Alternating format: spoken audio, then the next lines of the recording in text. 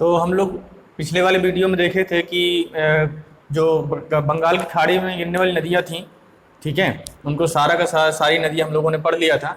हमने कहा था कि प्रायद्वीपीय भारत की जो नदियाँ हैं उनको दो भागों में बांट के पढ़ा जा सकता है। जैसा कि पहले बंगाल की खाड़ी में कुछ नदियाँ गिरती हैं और कुछ नदियाँ अरब सागर में गिरती हैं। लेकिन अरब सागर में जो नदियाँ गिरती हैं वो कह सकते हो भ्रंश घाटी में ही प्रवाहित होती हैं, ठीक है। और जो बंगाल की खाड़ी में गिरती हैं तो वो प्रायद्वीपीय ढाल के पूर्वी ढाल होने के कारण, यानी प्रायद्वीपीय पठार का पूर्वी ढाल होने के कारण वो नदियां आपकी वो बंगाल की खाड़ी में अपना मुहाना बनाती हैं।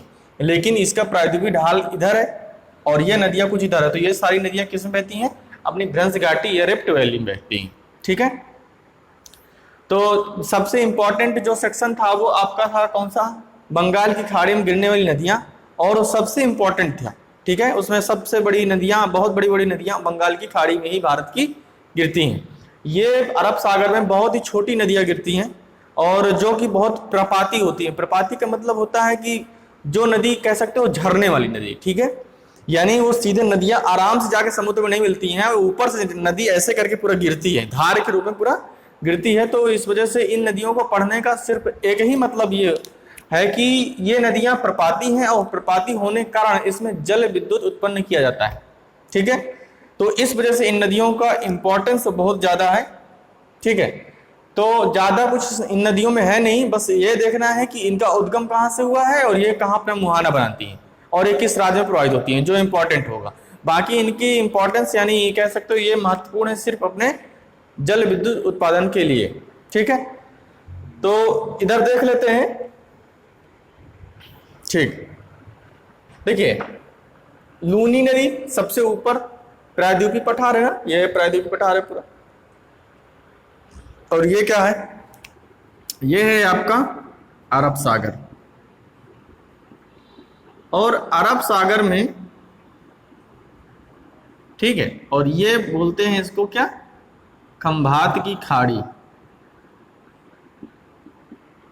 खंभात की खाड़ी। देखिए, खाड़ी के बारे में हमने बताया था कि खाड़ी इंग्लिश में हिंदी में तो खाड़ी को खाड़ी कहते हैं, लेकिन इंग्लिश में खाड़ी का मतलब अलग हो जाता है, ठीक है। तो हम तो बेसिकली दो ही जानते हैं, ठीक है। दो हम बता सकते हैं आपको कि जो छोटा क्षेत्र होता है, यानी कह सकते हो खाड़ी का मतलब ये होता है कि जो क्षेत्र यानी जो जल तीन और स्थलखंड से घिरा हो, ठीक है। जो जल तीन और यानी मान देखिए ये आपका यहाँ भी स्थलखंड है और ये भी स्थलखंड है, ठीक है। तो तीन और क्या हुआ है? पानी अंदर घुसा हुआ है, ठीक है। तीन और स्थलखंड से घिरे हुए जल क्षेत्र को हम लोग कहते हैं क्या? खंभात की खाड़ी, ठीक है। तो खंभात की खाड़ी इसी प्रकार, अब जैसे हमने बोल दिया इसको क्या? खंभात की खाड़ी। लेकिन अगर इंग्लिश में बोलेंगे तो इसको बोलेंगे gulf of Kutch, sorry gulf of Khambhat, ठीक है। कच्छ की खाड़ी तो ये है आपका कच्छ की खाड़ी, ठीक है। कच्छ की खाड़ी यहां तक आ रहा है? नहीं आ रहा ये, तो इसे बोलते हैं कच्छ की खाड़ी। और ऊपर क्या है आपका?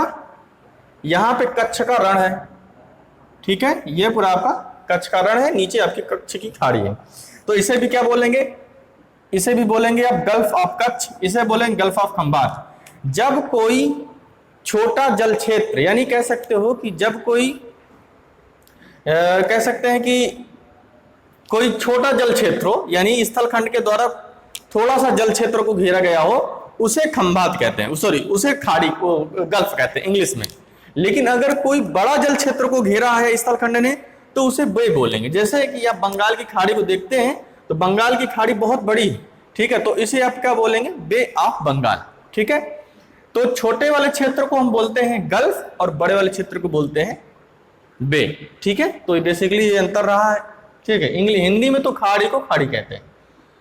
अब इसके बाद में देखते हैं कि नदियां कौन कौन सी हैं इसमें इंपॉर्टेंट।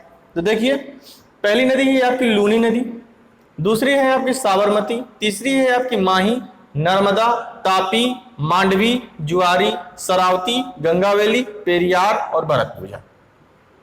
ये इसकी कुछ इंपॉर्टेंट नदियां हैं, ठीक है। इंपॉर्टेंट नदियों में से अब देखा जाए कि पहले बात करते हैं कि इसकी लूनी नदी की। तो लूनी नदी में सिर्फ इतना जानना है कि उद्गम कहाँ से हुआ है। तो देखिए इधर देखते हैं, लूनी नदी का उद्गम कहां से हुआ है? अरावली पर्वत श्रेणी से। ठीक है, लूनी नदी का उद्गम अरावली पर्वत श्रेणी से हुआ है। और ये सांभर झील हमने बताया था। ठीक है, स्थलबद्ध जो झील है, यानी क्या सबसे खारे पानी की सबसे बड़ी झील जो स्थलखंड से घिरी हुई होती है, वो कौन सी थी? सांभर झील। ठीक है, तो सांभर झील से होकर कच्छ में विलीन, यानी ये कह सकते हैं कि लूनी एक ऐसी नदी है, ये आपकी ये कह सकते हैं ये अरब सागर में ना गिरने वाली नदी है। क्यों? क्योंकि ये कच्छ के रण में जाकर, क्योंकि कच्छ का रण बहुत बड़ा है और इस कच्छ का रण यानी कह सकते हो दलदली भाग है, और इस दलदली भाग में ये नदी जाके इसी में सूख जाती है, या कह सकते हैं इसी में विलीन हो जाती है, और ये अपना अरब सागर में मुहाना नहीं बना पाती। ठीक है, तो इसको हटा दीजिए, ये अरब सागर में गिरने वाली नदी नहीं है, क्योंकि ये तो भैया विलीन हो गई, ये कहाँ गिरी। अगली बात करते हैं किसकी? अगली बात आ जाती है साबरमती की। साबरमती के संत तूने कर दिया कमाल। ठीक है, तो साबरमती का संत कौन थे? महात्मा गांधी। ठीक है, साबरमती नदी है, कहां से उदय हुआ है? राजस्थान के उदयपुर जिले के, उदयपुर के मेवाड़ से। ठीक है, उदयपुर जिला है राजस्थान का, मेवाड़ एक जगह है, मेवाड़ के राजा, बहुत हिस्ट्री में सब क्वेश्चन आते हैं। ठीक है, मेवाड़ से इसका जो है उद्गम हुआ है, और ये कहाँ जाती है? खंभात की खाड़ी में अपना मुहाना बनाती है। ये देखिए, ये है खंभात की खाड़ी। तो ये देखिए साबरमती नदी आई ना, ये खंभात की खाड़ी में मुहाना बनती है। इसमें जो सबसे इंपॉर्टेंट बात है वो ये है, देखिए इधर ये है उसमें कि गुजरात की राजधानी गांधीनगर कहाँ पे, किस नदी किनारे स्थित है? साबरमती के किनारे स्थित है। अहमदाबाद जो कि वहां का सबसे बड़ा जिला है, औद्योगिक नगर है, ये कहाँ है? ये भी आपका साबरमती नदी के किनारे ही स्थित है। ठीक है, अब आ जाती है बात किसकी? माही नदी की। माही, तो माही नदी कहां से निकलती है? मध्य प्रदेश के विंध्य पर्वत श्रेणी से निकलती है। मध्य प्रदेश के विंध्य पर्वत श्रेणी से निकलती है, मुहाना कहां बनाती है? खंभात की खाड़ी में। ठीक है, खंभात की खाड़ी में बनाती है। अब कितने राज्यों से होकर जाती है? 3 राज्यों से, मध्य प्रदेश, गुजरात और राजस्थान। इसमें एक पॉइंट और यह है कि मध्य प्रदेश एक ऐसी नदी है जो कर्क रेखा को 2 बार काटती है। कर्क रेखा आपका ये मान के चलिए ऐसे गया, ट्रॉपिक ऑफ कैंसर। ठीक है, यह कर्क रेखा है 23.5 डिग्री। तो देखिए अब नदी कहां से निकली? नदी आपकी निकली मध्य प्रदेश से निकली है, वहां पे दिखाना चाहिए, दिखा नहीं है, ये आप ऐसे मान लीजिए, ये ऐसे कर लीजिए। ठीक है, तो मध्य प्रदेश से निकली है और ये कहां पे गई? राजस्थान में गई, फिर आई गुजरात में अपना। तो देखिए 2 बार काटती है किसको? कर्क रेखा को। यही एक विश्व की एकमात्र नदी है कह सकते हैं कि जो कर्क रेखा को 2 बार काटती है। इसी तरह मकर रेखा को 2 बार कौन सी नदी काटती है? मकर रेखा को तो कौन सी नदी काटती है? लिम्पोपो नदी। कहां पे है? कमेंट में बताइए। ठीक है, दूसरी कौन सी नदी हो? दूसरी कौन सी? एक आ जाता है कौन सा? एक कर्क हो गया, एक मकर, एक आ जाता है आपका विषुवत रेखा। तो विषुवत रेखा को कौन सी नदी काटती है? कांगो या जायरे नदी। कहां पे है? कमेंट में बताइए। तो हमने बता दिया है कि मकर रेखा को 2 बार नदी कौन सी काटती है? 2 बार मकर रेखा को काटने वाली नदी कौन सी है? लिम्पोपो। विषुवत रेखा को 2 बार काटती है कौन सी? जायरे। और ये दोनों नदी कहां पर प्रवाहित होती हैं? ये कमेंट में बता दीजिए। ठीक है, तो इसके बाद में और देखते हैं। उसके आगे देखिए, उसके आगे आती है नर्मदा नदी और तापी नदी। तो नर्मदा नदी आपकी कह सकते हैं कि अरब सागर में गिरने वाली नदियों में से सबसे बड़ी नदी। ठीक है, नर्मदा नदी आपकी अरब सागर में गिरने वाली नदियों में से सबसे बड़ी नदी है।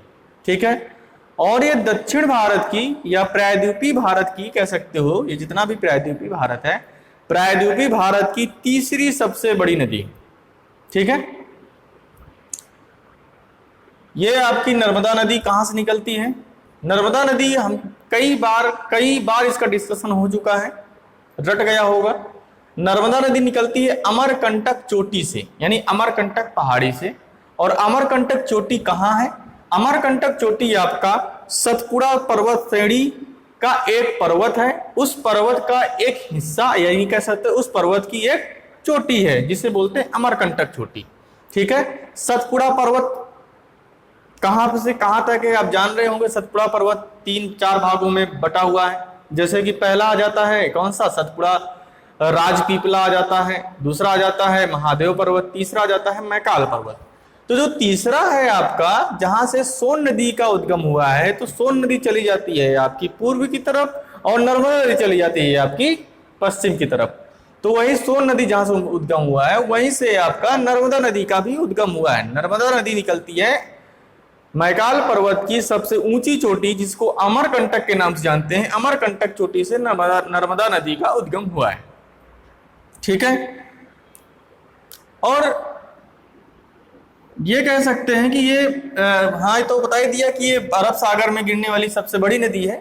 और ये मुहाना कहाँ बनाती है, मुहाना बनाती है आपकी खंभात की खाड़ी में। ठीक है, खंभात की खाड़ी में, कहाँ पे, भड़ाओ एक, ठीक है, जिला है, उस जिले के पास में ये अपना मुहाना बनाती है। ठीक है, और इसके किनारे 2 शहर स्थित हैं। एक तो आपका मध्य प्रदेश का जबलपुर है, ठीक है, मध्य प्रदेश का जबलपुर है, और दूसरा है भड़ौच, ये देखिए लिखा है भड़ौच, ये गुजरात में है। तो इसके किनारे 2 शहर स्थित हैं, क्योंकि शहर बहुत ज्यादा पूछे गए छोटे मोटे एग्जामों में कि कौन सा शहर किस नदी के तट पर स्थित है। ठीक है, दे दिया 4 ऑप्शन में जबलपुर, भैया कह दिया कि जो है जबलपुर किस नदी के तट पर स्थित है, तो दे दिया नर्मदा, तापी और सोन, इनमें से कोई नहीं। तो आपको याद रखना पड़ेगा कि जबलपुर और भड़ौच आपका नर्मदा नदी के किनारे स्थित। ठीक है, ये कहाँ है सबसे ज्यादा, ये कहाँ पे कितने राज्यों से होकर बहती है, तो ये मध्य प्रदेश से निकलती ही निकलती है, गुजरात में वो मुहाना बनाती है। एक बस याद रखने की जरूरत है, कौन सा, महाराष्ट्र, महाराष्ट्र में थोड़ा सा ये टच करती है। जैसे ये महाराष्ट्र यहाँ से स्टार्ट हो जाता है, तो महाराष्ट्र में थोड़ा सा ये टच करती है, थोड़ा सा घूम के आती है।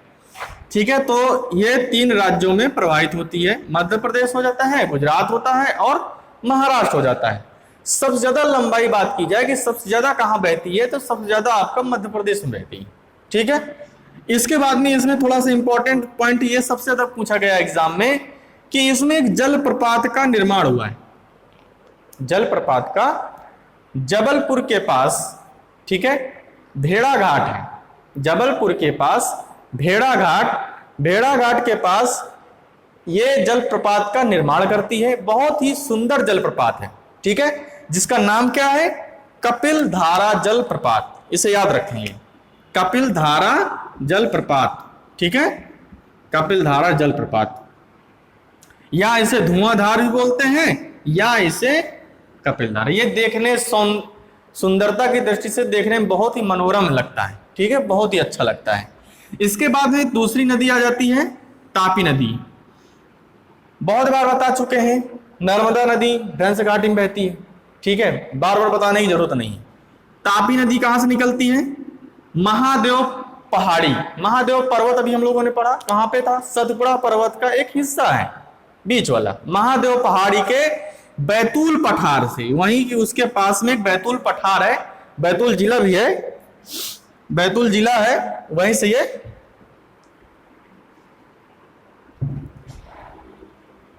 ठीक है। तो बैतूल पठार है, बैतूल पठार से इस नदी का उद्गम हुआ है।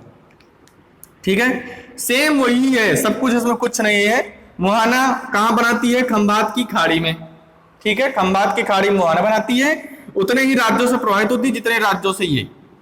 ठीक है, इसमें परियोजना थोड़ा सा इंपॉर्टेंट है, काकरापार परियोजना और उकाई परियोजना। ठीक है, काकरापार गुजरात में है, उकाई भी आपका गुजरात में। ठीक है, तो ये आपके तापी नदी के बारे में हो गया। और हम क्या जो है वही कि सतपुड़ा पर्वत श्रेणी, ये है सतपुड़ा पर्वत श्रेणी।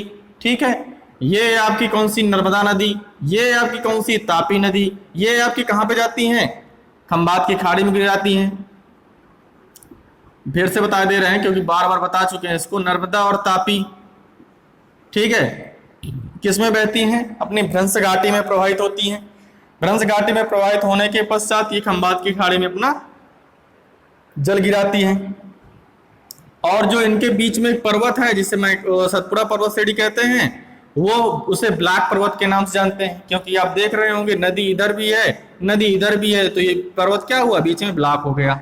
ठीक है, तो उसे ब्लैक पर्वत के नाम से भी जानते हैं। किसको? सतपुड़ा पर्वत को। जब हम लोग पर्वत पढ़ रहे थे तब इसके बारे में हम लोगों ने पढ़ा था।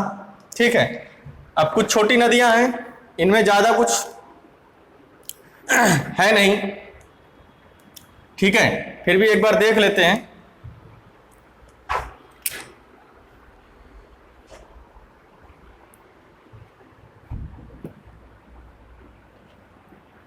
अब आपका इसमें आ जाता है कौन सी नदी?